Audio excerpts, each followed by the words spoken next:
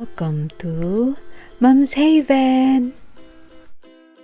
Today, i-share ko sa inyo ang paggawa ko ng creamy jelly dessert.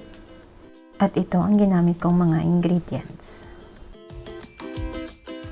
Una, naglagay ako ng 4 cups of water sa isang pan. At saka ako naghalo ng isang 1 sachet of Mr. Gulaman. Pandan flavor yung binili ko para maglasa siyang buko pandan kahit na wala akong nabiling buko. At isasalang ko lang siya over medium heat until kumulo. Habang inantay kong kumulo, patuloy ko lang siyang haluin para hindi mamuo ang gelatin.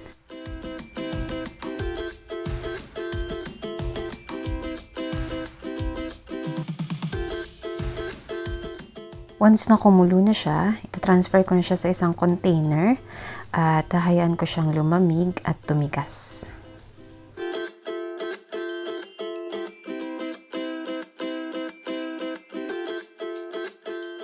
Kapag malamig at firm na siya, pwede na siyang hiwain sa maliliit na pieces.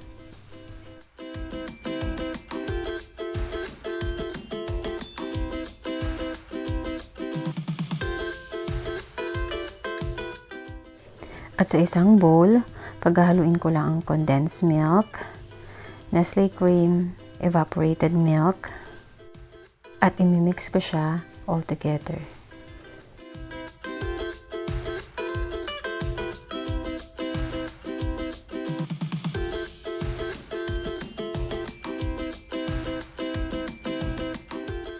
Once na ganyan na ang mixture natin, pwede na nating ihalo ang gulaman or ang jelly na ginawa natin at ang iba pang ingredients tulad ng nata de coco.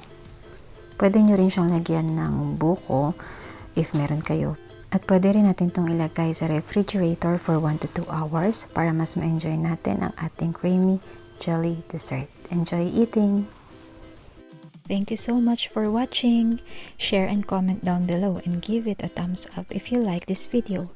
Please support and subscribe to my channel and click the notification bell for instant updates. And see you on the next one. Bye!